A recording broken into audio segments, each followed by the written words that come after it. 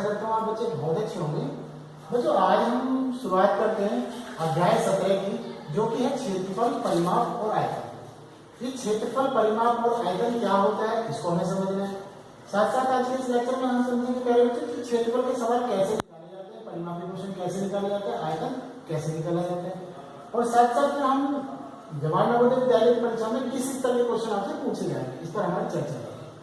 सबसे पहले कोशिश करते हैं हम समझने की कि जो इसका बेसिक कॉन्सेप्ट है वो क्या है, क्षेत्रफल का। क्षेत्रफल से क्या अभिप्राय होता है, आपने वो सवाल निकाल लिया, अच्छी बात है, लेकिन हमें बच्चों क्या ये नहीं समझ में आना चाहिए कि जो हमने क्वेश्चन निकाला उसका क्या मतलब है। जैसे हम एक सिंपल सी बात करें, बच्चे आपको बोर्ड दिखाई दे रहा है, बोर्ड की अगर हम बात करें तो इस बोर्ड के चारों इससे आपको दिखाई दे रहा है, इससे पूरा क्या हो रहा है, बाउंड हो रहा है। ये जो बाउंड हो रहा है पूरा हिस्सा, जो इसकी ये है, ये इसकी क्या हो सकती है, लंबाई हो सकती है, ये इधर से इधर क्या हो सकती है, ये इसकी चौड़ाई हो सकती है, और इधर की बात करें तो ये इसकी क्या होगी, ये इसकी जो हिस्सा होगा ये पैरेट से क्या है, चौड़ाई क्या है, ये इधर से चौड़ाई। तो जी इधर से क्या होगी, लंबाई है, इधर से चौड़ाई। तो ये लंबाई और चौड़ाई की अगर हम बात करें, इसी से बच्चे कॉन्सेप्ट हमारा क्लियर होता है, कौन सा, आयत का। तो हमें बात ध्यान रखनी पड़ेगी बच्चों, ये यहाँ से यहाँ तक की क्या कहलाती है, लंबाई, और यहाँ से यहाँ तक की क्या कहलाती है बच्चे, ये चौड़ाई कहलाती है। तो हमने बात समझ में आई, ये यहाँ से यहाँ तक की क्या होती है, लंबाई होती है, यहाँ से यहाँ तक की चौड़ाई होती है। लेकिन जब आप बात करते हैं क्षेत्रफल की, तो क्षेत्रफल से अभिप्राय इस बात से होता है कि ये जो इतना हिस्सा है, ये वाला हिस्सा, ये मतलब कोई भी इस तरह की आकृति जहां लंबाई और चौड़ाई दी हुई हो, लंबाई हमेशा चौड़ाई से ज्यादा हो या चौड़ाई लंबाई से ज्यादा हो, इस तरह की स्थिति हो सकती है। कभी भी लंबाई चौड़ाई बराबर नाप की नहीं होती आयत की स्थिति में। तो ऐसी स्थिति में हमने समझा प्यारे बच्चों कि ये जो स्थिति आपकी दिखलाई पड़ी, ये वाला हिस्सा, तो ये क्या कहलाएगा, इसका क्षेत्रफल कहलाएगा। वैसे अभी हमने इस बोर्ड का एग्जाम्पल लिया था, तो बच्चे जितने हिस्से पर काला कलर हो रहा है, यानी काला पेंट हमने इस पर किया हुआ है, ये इसका क्या होगा, क्षेत्रफल होगा। वही इस तरह के क्वेश्चन हमारे दैनिक जीवन में कहाँ प्रयोग होते हैं, हमने देखा होगा जो खेत होता है, खेत में आप खेती करते हैं, जिस हिस्से पर आप खेती करते हैं, आपका जो भी जितना भी खेत या तो वर्गाकार हो सकता है, आयताकार हो सकता है, किसी भी तरह की आकृति का हो सकता है। तो जितने हिस्से पर आप खेती करते हैं, पूरा हिस्से पर करते हैं, वो उसका क्षेत्रफल होता है। लेकिन आप खेत के चारों तरफ जब मेड़ लगाते हैं, वो क्या कहलाता है, उसका परिमाप कहलाता है। तो बच्चे हमने एक बात सिंपल से समझी, क्षेत्रफल से अभिप्राय इस बात से है, लेकिन परिमाप से अभिप्राय इस बात से है कि जो इसके चारों तरफ की जो मेड़ बनी है, इसकी लंबाई और चौड़ाई करी, इसका योग जो है वो क्या कहलाता है, इसका परिमाप है। तो हमने बात जानी कि जब हम बात करते हैं आयत की, तो आयत सीधी सी बात कहता है जब लंबाई और चौड़ाई के बीच में संबंध इस तरीके का हो, लंबाई या तो चौड़ाई से ज्यादा है, चौड़ाई लंबाई से ज्यादा है, और इस तरह की स्थिति दर्शाएगी, तो ये क्या कहलाएगा आपका, आयत कहलाएगा। ठीक है, इसी को इंग्लिश में कहते हैं रेक्टेंगल। क्षेत्रफल आपने समझा, इसका परिमाप आपने समझा। अब सीधी सी बात हो रही है, क्वेश्चन और आपसे पूछा जाता है, ये जो किसी भी इस तरह की आकृति के अंदर खींचा जाए, यानी ये ए बी सी और डी एक आकृति जो कि एक आयत है, आयत के अंदर बी डी जो हमने खींचा ये विकर्ण हो सकता है, और ये जो है ए सी ये भी एक विकर्ण हो सकता है। तो ऐसी स्थिति में बी डी या ए सी ये क्या होगा, एक विकर्ण होगा। तो ये विकर्ण है, इससे भी संबंधित क्वेश्चन पूछ ले जाते हैं। तो हमने तीन बातें बेहतर तरीके से समझी कि कोई भी जो आपका आयत होगा उसका क्या क्षेत्रफल होगा, उसका क्या परिमाप होगा, उसमें क्या विकर्ण होंगे। तो इससे संबंधित हमारे कुछ बेसिक फॉर्मूले होते हैं, उन्हें हम थोड़ा समझ लेना चाहिए। आयत के क्षेत्रफल की बात करें तो लंबाई की चौड़ाई से गुणा कर दीजिए, मतलब इसकी जो लंबाई है और जो चौड़ाई है इसके बाद गुणा कर देंगे, इसने कितना क्षेत्रफल घेरा है ये आपके पास आ जाएगा। ठीक उसी प्रकार से अगर हम परिमाप की बात करें तो जो इसकी लंबाई थी, बच्चे देखिए लंबाई ये और लंबाई ये वाली, हमने परिमाप की बात की थी, ये वाला जो हिस्सा होता है ये परिमाप होता है। तो जब लंबाई एल ये है तो बच्चे ये भी एल होगी, और ये अगर ये बी है तो ये भी बी होगी।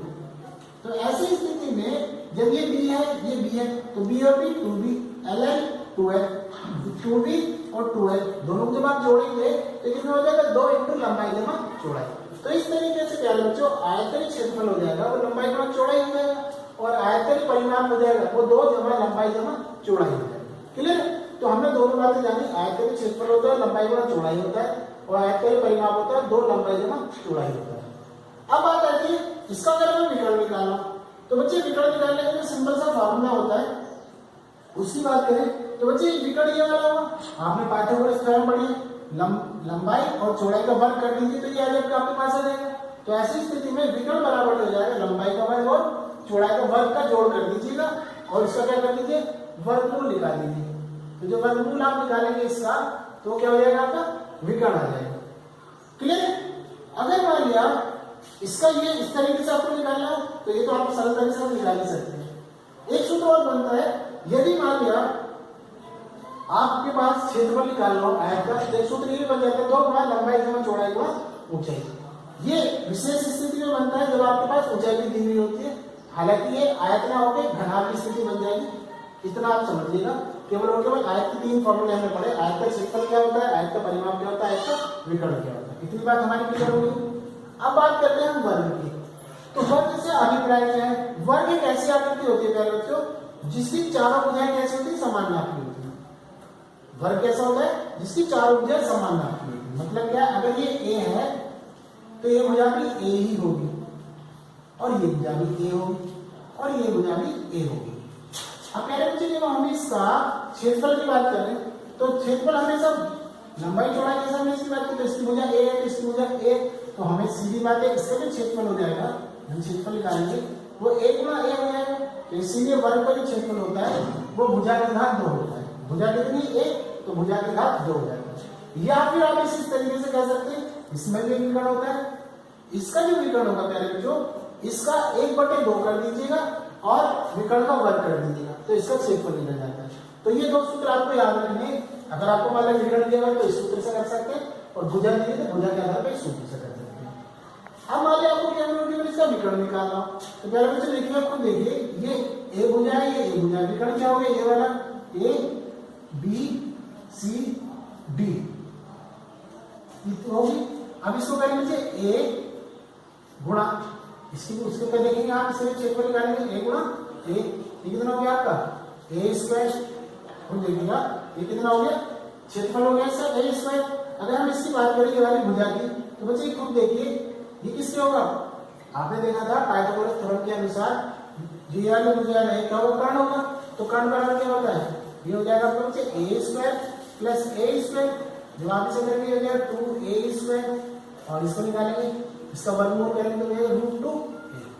तो इस स्थिति में √2a इंटू भुजा ये क्या बन जाएगा, इसका विकर्ण का सूत्र बन जाएगा। इस तरीके से इसको जब आप निकालेंगे ये सूत्र। वहीं अगर हम परिमाप की बात करें, परिमाप से हमें पता क्या है ए बी सी डी, ये जो परिमाप है इस परिमाप की अगर हम बात करें 4 गुणा भुजा होगा। परिमाप क्या होगा 4 गुणा भुजा होगा।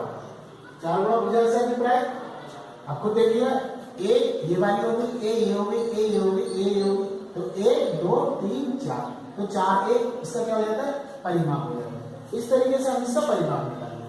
तो बच्चे ये तीनों सूत्र आपको वर्ग के भी क्लियर हो गए होंगे। अब यहाँ पे छोटी सी बात और समझिए, आयत और वर्ग ये दोनों ही आकृतियां कैसे, ये 2D आकृतियां हैं। कैसे आकृतियां 2D आकृतियां। 2D का मतलब अभिप्राय इस बात से है कि इनमें 2 दिशाएं होती है। 2 दिशाएं का मतलब क्या है आप इसे समझने की कोशिश कीजिए। अक्ष की अगर हम बात करें तो एक्स अक्ष और वाई अक्ष, एक्स अक्ष और वाई अक्ष। जो एक्स अक्ष है आपका वो हो गया आपका इस दिशा में और वाई अक्ष हो गया इस दिशा में। तो जो एक्स अक्ष है और जो वाई अक्ष है इसके हिसाब से कैसे आकृति होगी 2D।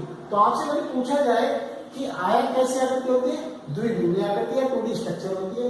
वर्ग कैसा होता है, द्विध्रुवीय आकृति या 2D स्ट्रक्चर होता है। इतनी बात हमें अच्छे से क्लियर होगी। अब बच्चे हम बात करते हैं इस आकृति की। ये आकृति क्या है इसे थोड़ा समझने की कोशिश करते हैं।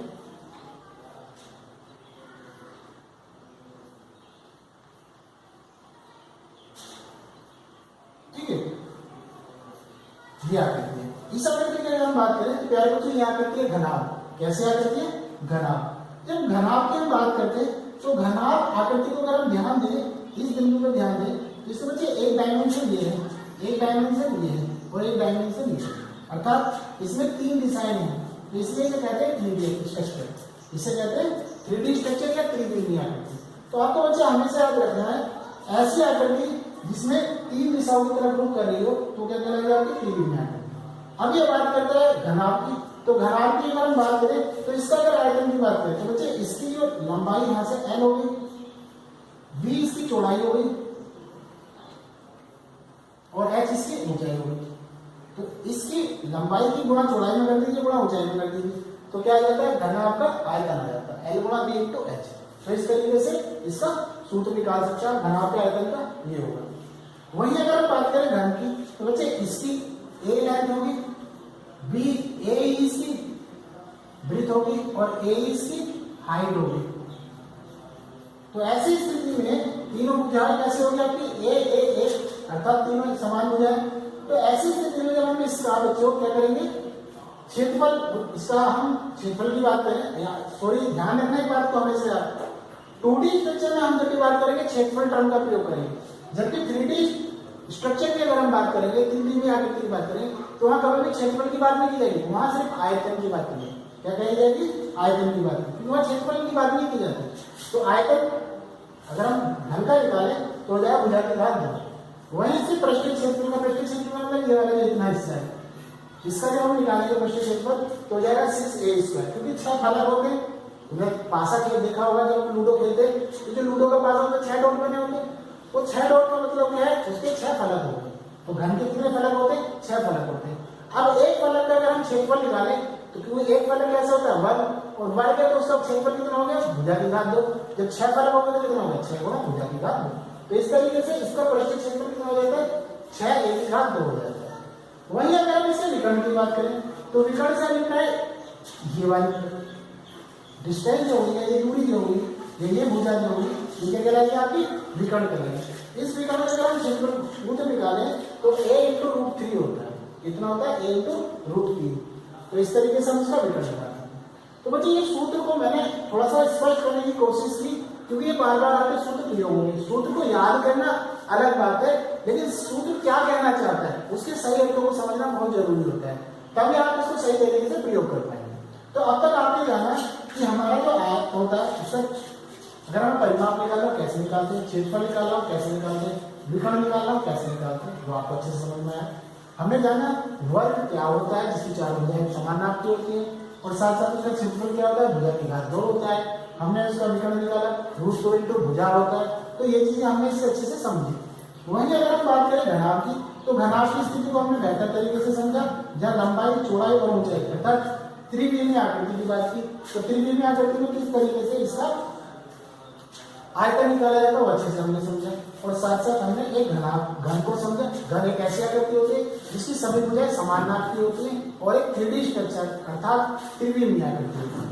और उसका अगर हमें आयतन निकालना हो तो आयतन का हमने सूत्र पढ़ा, भुजा की घात 3 होता है। हमने साथ साथ इसके पृष्ठीय क्षेत्रफल को जाना, जिसका एग्जाम्पल घन आपका क्या था, पासे का एग्जाम्पल था जिसमें 6 फलक होते थे, उसके आधार पर 6a² इसकी क्षेत्रफल बन जाता था। वहीं हमने इसको जाना, इसका जो विकर्ण होता है उसको निकालते तो वो भुजा गुणा रूट 3 होता है, 3 गुणा रूट भुजा होता है। तो इस तरीके से बेसिक जो फॉर्मूले थे और जो बेसिक कॉन्सेप्ट था वो हमारा अच्छे से क्लियर हो गया। एक बात और अच्छे से आपको समझनी है, जब भी बच्चे हम बात करते हैं 2D स्ट्रक्चर की अर्थात द्विविमीय आकृति, जिसमें आपका एक आयत आता है, एक वर्ग आता है, और वर्ग के साथ साथ इसमें एक वृत्त भी आता है। जब भी 2D स्ट्रक्चर की बात की जाएगी तो उसमें हमेशा जब क्षेत्रफल की बात की जाएगी, लेकिन जैसे ही हम 3D स्ट्रक्चर की स्थिति में आएंगे अर्थात त्रिविमीय स्ट्रक्चर की स्थिति में आएंगे, वहां कभी भी क्षेत्रफल की बात नहीं की जाएगी, वहां हमेशा टर्म प्रयोग होगी आयतन। क्लियर है? तो इस तरीके से हमने इस बेसिक कॉन्सेप्ट को अच्छे से समझा। आइए कुछ क्वेश्चन करते हैं। जो प्रीवियस के क्वेश्चन है उसमें पहला क्वेश्चन हम देख लेते हैं। ये कहते हैं जवाहर नवोदय विद्यालय परीक्षा 2016 में आया था। क्वेश्चन क्या है पहले थोड़ा समझते हैं। ये कहते हैं 12 मीटर और 10 मीटर यानी 12 बाई 10 मीटर का एक कमरा है, उस कमरे में टाइल बिछाने आता है, और टाइल का साइज है 10 बाई 8 का। ये मीटर में और ये बच्चे सेंटीमीटर में है, ध्यान रखना। तो ये पूछ रहा है आपसे जो आयताकार टाइल्स या पट्टियां हैं वो कितनी अब जरूरत पड़ेगी। अब आप सबसे पहले देखिए क्या करना है आपको। सबसे पहले कमरे के जो फर्श है उसका आपको क्षेत्रफल निकालना है, और कमरे के फर्श पे जो आपकी टाइल लगेंगी वो टाइल का एक टाइल का क्षेत्रफल निकाल लीजिए। कुल फर्श के क्षेत्रफल को भाग कर लीजिए एक टाइल से, तो टाइल की संख्या है। तो सबसे पहले हम क्या करेंगे, कमरे के फर्श का क्षेत्रफल निकालेंगे। इसलिए कक्ष का फर्श का क्षेत्रफल जब आप निकालेंगे तो वो हो जाएगा आपका 12 गुणा 10। ठीक है, लेकिन मैंने भी बताया आपको ये मीटर में है और ये सेंटीमीटर में। तो अब आप क्या करेंगे, या तो इसको सेंटीमीटर को मीटर में दे या मीटर को सेंटीमीटर में दे। जब भी आपको क्षेत्रफल संबंधी क्वेश्चन करने हो और आपको वहां पे अलग अलग इकाइयां दी हुई हो, तो पहली कोशिश ये होनी चाहिए कि सभी इकाइयां समान हो जाए। अगर सेंटीमीटर में तो सारी इकाइयां सेंटीमीटर में हो जाए, और अगर मीटर में है तो सारी इकाइयां मीटर में हो जाए, या डेकामीटर में या मिलीमीटर में है, तो सभी इकाइयों को समान कर लेना चाहिए ताकि आपका आंसर बिल्कुल करेक्ट आए। तो हमने क्या किया, 12 गुणा 100, क्योंकि 1 मीटर में 100 सेंटीमीटर होते हैं, तो 12 गुणा 100 कितने मीटर हो गया, सेंटीमीटर हो गया। ठीक उसी प्रकार से 10 है तो 10 गुणा 100 कितने सेंटीमीटर हो गया। अब मुझे आप कहेंगे 12 1 2 3 4 5 1 2 3 4 5 कितने वर्ग सेंटीमीटर इसका क्षेत्रफल आ गया। यानी जो आपका कमरा है इस माप का 12x10 का, वो सही मायने में कितना वर्ग सेंटीमीटर होगा। अब आपको निकालना है एक टाइल का क्षेत्रफल, एक टाइल का क्षेत्रफल।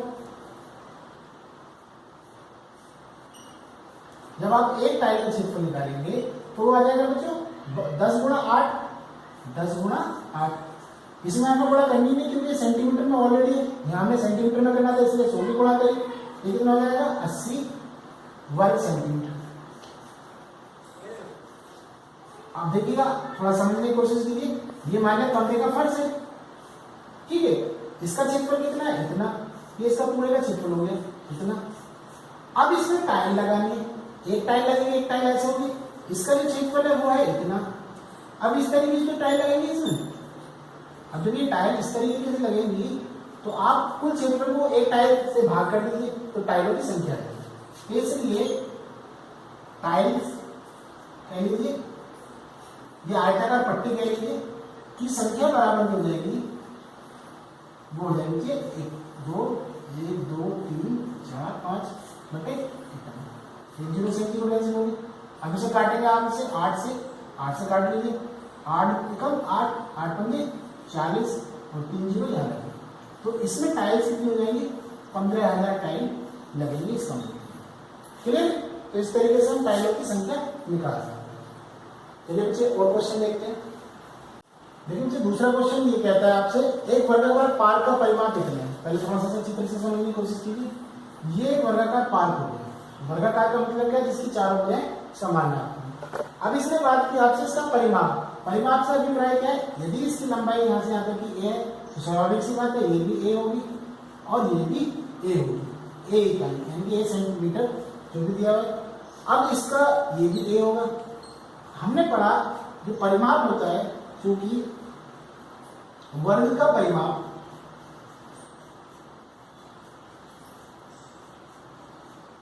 बराबर होता है जो भुजा 4 गुणा भुजा। अब भुजा कितनी है इसकी, एक कंसीडर कर ली तो 4 गुणा भुजा यानी कि 1, और ये कितना दिया है 72। अब इसी से काटेंगे 4 एकम 4 4 अट्ठे 32, तो यहां से बच्चे कितना आ जाएगा a = 18 कितना मीटर हो जाएगा। तो अब आपको इस वर्ग का परिमाप पता लगे, यानी कि ये वर्गाकार पार्क था, इसकी भुजा पता लगी कितनी है 18 मीटर की। अब इसने कहा इसका क्षेत्रफल आपको निकालना। अब चूंकि वर्ग का क्षेत्रफल जो होता है, वर्ग का जो क्षेत्रफल होता है जो वो कितना होता है, भुजा की घात 2। भुजा कितनी है 18, जो आपने निकाली कितना हो जाएगा 18 गुणा 18। अब 18 की गुणा जब आप 18 में करेंगे तो कितना होगा, 8 से 8 करेंगे 64 6 8 कम 8 से 14 1 अट्ठे 8 1 कम 4 8 4 12 तो कहाँ से लगा 1 324, कितना होगा 324 वर्ग मीटर जो भी पाएंगे। तो इस तरीके से आप उस वर्गाकार पार्क का क्षेत्रफल निकाल सकते हैं यदि आपको उसका परिमाप दिया। चलिए एक क्वेश्चन और देखते हैं। ये क्वेश्चन कहता है आपसे, एक त्रिभुज की भुजाओं में इतने का अनुपात है, परिमाप 60 सेंटीमीटर, भुजाओं की आपको माप निकालना है। त्रिभुज का मतलब कुछ इस तरह की आकृति, 3 भुजाओं से घिरी आकृति त्रिभुज कहलाती है। लेकिन साथ साथ एक बात को ध्यान रखना है, 3 भुजाओं से घिरी तो आकृति होती है, लेकिन उसके आंतरिक तीनों कोणों का योग 180 डिग्री होता है, तब वो क्या कहलाती है, त्रिभुज कहलाती है। ये जो त्रिभुज है इसकी जो भुजाएं हैं, क्योंकि भुजाओं में जो अनुपात दिया है उन्हें वो कितना दिया बच्चों, भुजाओं में अनुपात वो दिया इन्होंने 3:5:7। इसका मतलब क्या हो गया, कोई भुजा कितनी हो सकती है, ये मैंने 7x, ये 5x और ये 3x। ध्यान रखिए जब अनुपात में कोई भी राशि दी हुई होती है तो उसे x के तौर पर परिवर्तित करके कंसीडर किया जाता है। तो ऐसी स्थिति में इसलिए 3x plus 5x plus 7x।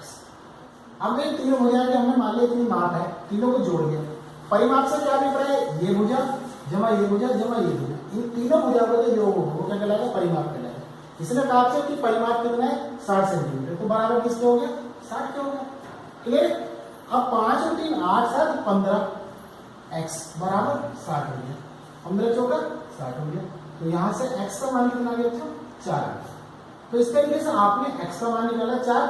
अब ये x का जो मान निकाला वो इन भुजाओं में इंडिविजुअल रहती है, इसलिए भुजाएं बराबर 3x का मतलब क्या 3 × 4, क्योंकि x का मान कितना है 4, पहली भुजा होगी कितनी 12। अब ये सेंटीमीटर में तो बच्चे ये भी सेंटीमीटर में आएगी 12 सेंटीमीटर। क्लियर। वैसे दूसरी भुजा कितनी है, वो है 5x, 5x से मल्टीप्लाई करना है 5 × 4 जो कितना होगा 20 सेंटीमीटर। और तीसरी भुजा की बात करें तो वो है 7x, तो 7x का मतलब हो गया 7 × 4 28 सेंटीमीटर। तो इस तरीके से तीनों भुजाएं आप सरलता के साथ निकाल सकते हैं। ये विकल्प आपको दे सकता है इस तरीके से कि 3 5 7 दे दिया और विकल्प के तौर पे देगा 12, 20, 28। तो ये इसका सही उत्तर होगा। चलिए बच्चे और क्वेश्चन देखते हैं। देखिए बच्चे एक क्वेश्चन ये जो आपसे पूछता है, कहता है छायांकित भाग का क्षेत्रफल निकालिए। क्वेश्चन ऐसे ही पूछ सकता है, आपको कुछ भी नहीं दिया, चित्र को आपको एनालिसिस करना है और फिर क्वेश्चन को आपको सॉल्व करना है। देखिए जो आपको चित्र दिया हुआ है, अगर आप छायांकित भाग होगा बच्चे ये वाला जिसमें इन्होंने ड्रॉ करा था। अब ये आपको खुद से समझना है कि ये वास्तव में आकृति कौन सी। तो देखिए अगर हम इस हिस्से को मिला दें नीचे तक तो आप देखेंगे ये जो आकृति बनी आपकी ये एक आयत बनी।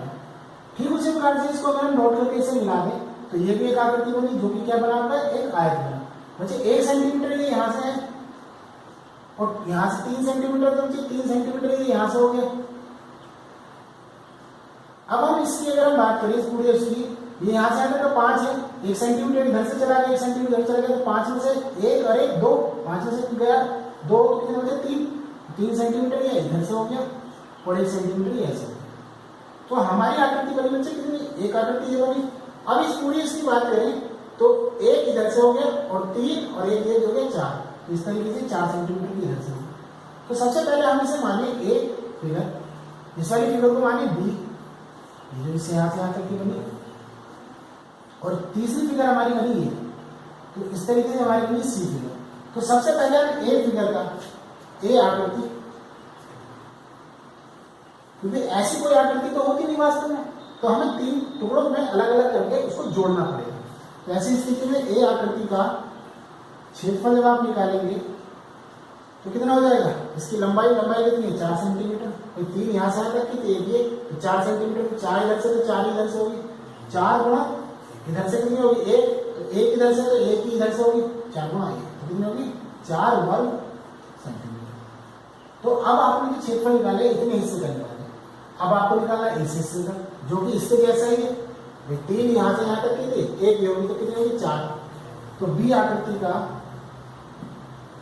क्षेत्रफल बराबर कितना हो जाएगा 4 गुणा 1, ये भी कितना हो जाएगा 4 वर्ग सेंटीमीटर।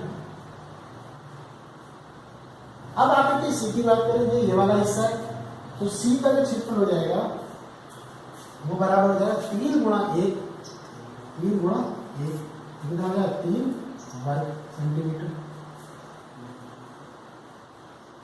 तो इसलिए भाई छायांकित भाग हो गया ए, बी और सी तीनों का जो, तो छायांकित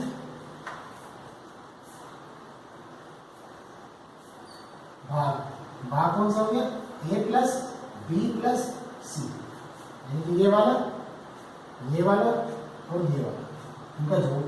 जब आप इसको जोड़ करेंगे कितना हो जाएगा 4 + 4 + 3, 4 और 4 8 और 3 11, कितना वर्ग सेंटीमीटर।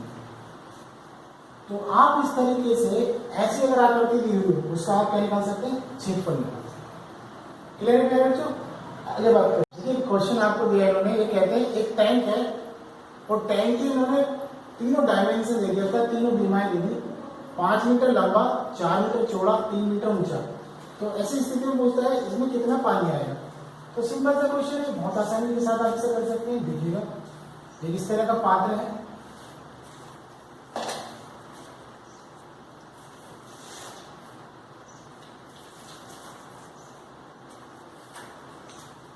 पांच मीटर लंबा, 5 मीटर है, ऐसे दे दिया आपको, 4 मीटर चौड़ा, 4 मीटर ये ऐसे दे दिया आपको, और 3 मीटर ऊंचा, 3 मीटर ये आपको ऐसे दे दिया। मतलब आपके पास तीनों डायमेंशन है। अब आपसे कह रहा है कि इसमें कुल कितना पानी आ सकता है। आपने देखा होगा इसके पात्र होते हैं, तो इसमें जो पानी आएगा वो इसके आयतन के बराबर है। तो इसलिए टैंक की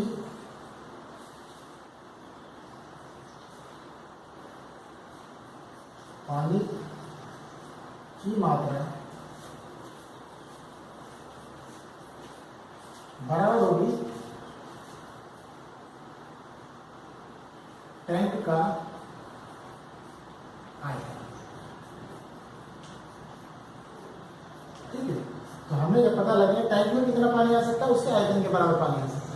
और ये तो टैंक है, क्या है, कैसी आकृति आ सकती है आपकी घनाभ की आकृति है।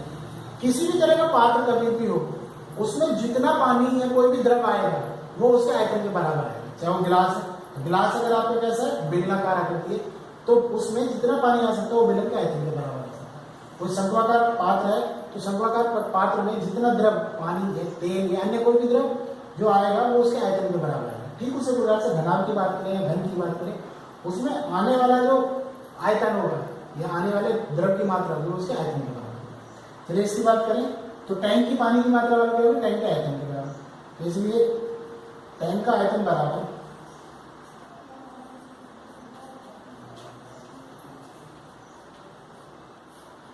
कितना हो जाएगा, 5 गुणे 4 गुणे 3, 5 गुणा 4, 5 और 20 दिया 60। इतना घन, ध्यान रखना जब भी आयतन में आएगा वो घन में आएगा, और जो इकाई होगी फिर मीटर में तो मीटर, तो घन मीटर। तो इसमें पानी कितना आ सकता है, 60 घन मीटर पानी आ सकता है इस पात्र में, जो 5 मीटर लंबा, 4 मीटर चौड़ा और 3 मीटर ऊंचा। क्लियर? कुछ क्वेश्चन प्रैक्टिस के लिए देख लेते हैं।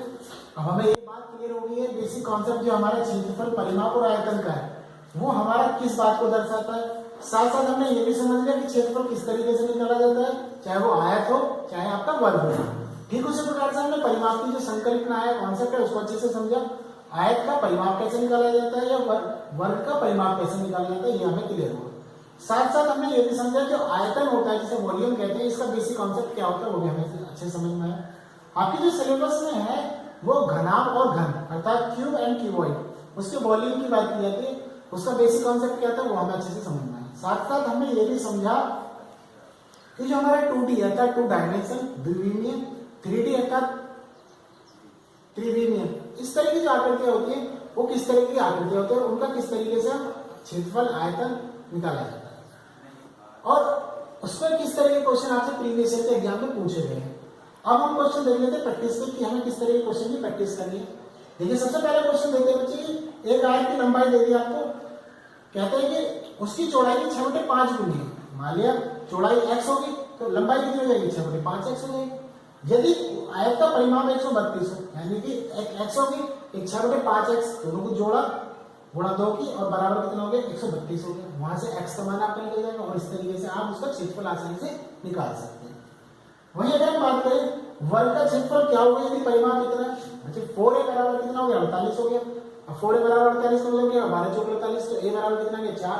यानी कि अब आपको पता लग गया भुजा कितनी है, 4 है। जब भुजा पता लगी तो क्षेत्रफल आप आसानी से निकाल सकते हैं। क्षेत्रफल का सूत्र होता है आपका a², यानी भुजा की घात 2। भुजा आपको पता है, क्षेत्रफल आप आसानी से निकाल सकते हैं। तीसरा क्वेश्चन कहता है आपसे 100 सेंटीमीटर लंबे तार से एक आयत बनाया जाता है। 100 सेंटीमीटर लंबा तार था, उसको मोड़ तोड़ के क्या बना दिया, एक आयत बना दी। खेतों में आप देखते हैं सामान्यतः जब आप तार बांधते हैं चारों तरफ, तो एक लंबा तार ही तो होता है, और खेत कैसा होता है आपका, आयताकार होता है। तो सीधी सी बात है, तार को जब आप इस तरीके से मोड़ के बनाएंगे तो उससे एक आयत निर्मित हो जाएगा। तो ये आपसे कह रहे हैं उस आयत का क्षेत्रफल क्या होगा। स्वाभाविक सी बात है, वो जो तार की जो लंबाई होगी वो क्या होगी, उसके परिमाप के बराबर होगी। और एक बात हमेशा याद रखिए बच्चे, एक वर्ग भी एक आयत होता है, ध्यान रखना, एक वर्ग भी एक आयत होता है, लेकिन प्रत्येक वर्ग एक या प्रत्येक आयत एक वर्ग नहीं होता, क्योंकि वर्ग क्या होता है जिसकी चार भुजाएं बराबर होती है, आयत क्या होता है जिसकी सम्मुख भुजाएं बराबर होती है। क्लियर है? तो इसमें जो कॉन्सेप्ट यूज होगा वो वर्ग का यूज होगा, क्वेश्चन आयत का है। यहाँ आपका 10 सेंटीमीटर भुजा वाले 6 घनों को मिलाकर घना बनाया जाता है। तो बच्चे 6 घनों को जब आप मिलाएंगे तो उसकी लंबाई बढ़ जाएगी, 6 बार जोड़ेंगे आप, जब उसको 6 को जोड़ेंगे कितनी हो जाएगी, 10 है, 10 सेंटीमीटर वाले 6 को बढ़ गए, तो 10 गुणा 6 60 सेंटीमीटर की हो जाएगी इसकी लंबाई हो जाएगी। बाकी ऊंचाई कितनी रहेगी 6 सेंटीमीटर और चौड़ाई कितनी रहेगी 6 सेंटीमीटर। तो इस तरीके से आप इन क्वेश्चन को सरल कर सकते हैं। वहीं इस क्वेश्चन की बात करेंगे, कहते हैं एक आयत की लंबाई इसकी चौड़ाई की दोगुनी है, तो लंबाई इसकी चौड़ाई की दोगुनी है, सीधी सी बात यह है कि चौड़ाई x होगी तो लंबाई कितनी होगी 2x हो जाएगी, उसके विकर्ण की लंबाई आपको देगी। और आयत का विकर्ण का सूत्र आपने अच्छे से पढ़ाई है, पाइथागोरस थ्योरम कॉन्सेप्ट करके यूज करके आप उसको आसानी से निकाल सकते हैं। और जब आप उसका x का मान निकालेंगे तो आयत आपका परिमाप आसानी से निकल जाएगा, क्योंकि जब आपके पास भुजा की माप आ जाती है और भुजा की माप आपके विकर्ण से आ जाएगी, आप उसको सरलता से निकाल पाएंगे। वर्ग का परिमाप दे दिया आपको 40 मीटर, तो विकर्ण पूछ रहे हैं, विकर्ण आप बहुत सरलता से निकाल सकते हैं। परिमाप 40 दे दिया, स्वाभाविक सी बात है 4 बराबर 40, ये बराबर 10 आ गया। जब आप इसका विकर्ण निकालेंगे तो कितना हो जाएगा 10 स्क्वायर में 10 स्क्वायर में स्क्वायर कितना हो जाएगा 10 का वर्ग 100। आप इजीली इसको सॉल्व करके इसकी माप निकाल सकते हैं। और लास्ट क्वेश्चन है, आयताकार खेत का विकर्ण दे दिया आपको 17 मीटर, परिमाप दे दिया 40 मीटर, क्षेत्रफल पूछ रहे हैं। ये बिल्कुल इससे मिलता जुलता क्वेश्चन, बहुत सरलता के साथ आप इन 7 क्वेश्चन को सॉल्व कर सकते हैं। प्यारे बच्चे, आपके पास इनके अलावा भी अगर किसी भी किताब से आप क्वेश्चन सॉल्व करना चाहें तो आप कर सकते हैं, और उसमें भी कोई दिक्कत आती है आप हमें कमेंट कर सकते हैं। यदि कोई भी दिक्कत है तुरंत आपको कमेंट बॉक्स में जाना है और अपने क्वेश्चन को लिख देना, हम आपकी उसकी प्रतिक्रिया त्वरित गति से करेंगे। बच्चे घर में रहिए, सुरक्षित रहिए, मिलते हैं अगले लेक्चर में नए टॉपिक के साथ। Bye bye.